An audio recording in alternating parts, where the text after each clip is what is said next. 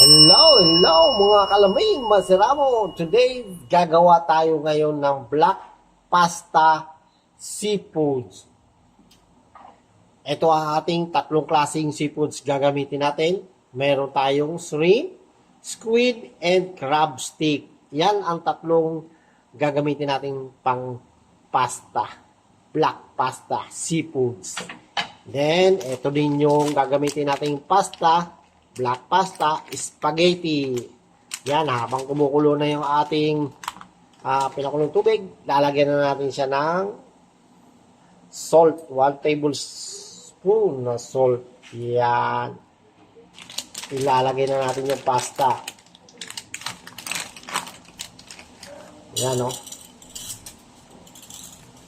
Cooking time, 8 minutes. Kailangan yung pasta natin al dente.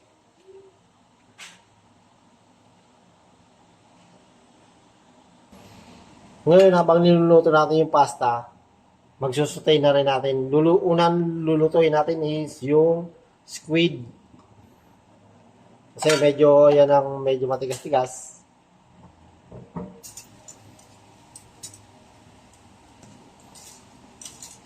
Yeah, kailangan yung pasta natin huwag natin hayaan magdikit-dikit.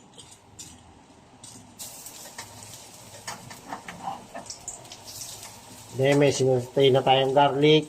Lalagyan na natin itong puset or squid.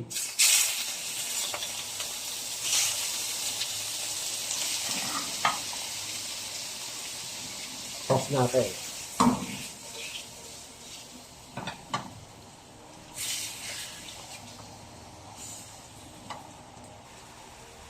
Yan, habang luluto natin yung squid, add na natin yung crab stick. Yung hipon, saglit lang naman maluto to, kaya mamaya na natin ilalagay yan.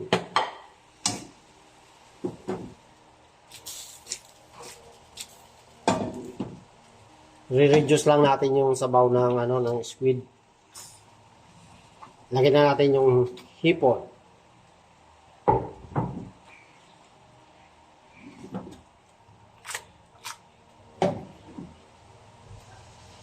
Lagay tayong salt and pepper.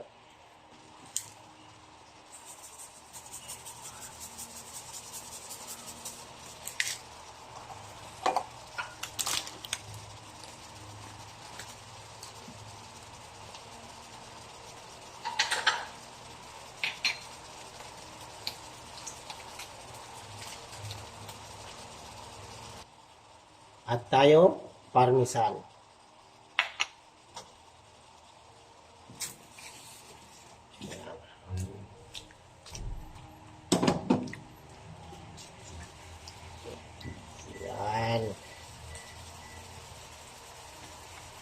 Cook pa natin ng 2 minutes.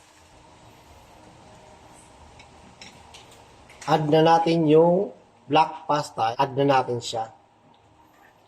Ayan, o.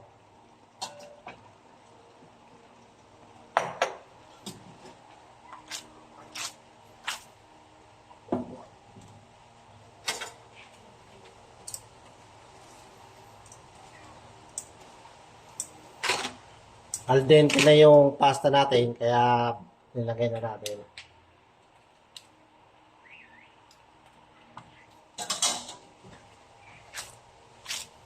Wow! Seafoods. Add tayo parmesan. Kailangan mas masarap, mas maraming parmesan. Yun, no?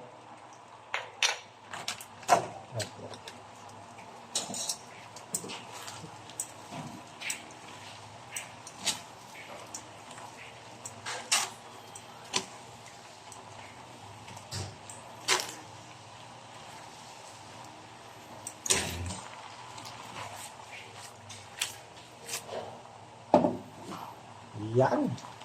Black pasta. Seafoods. Hindi na lang. Mga 1 minute.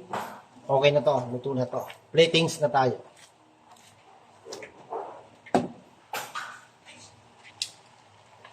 Okay na to, platings na tayo.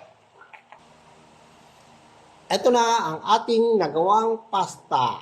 Black pasta seafood. Yan, mga kalami, masiramon.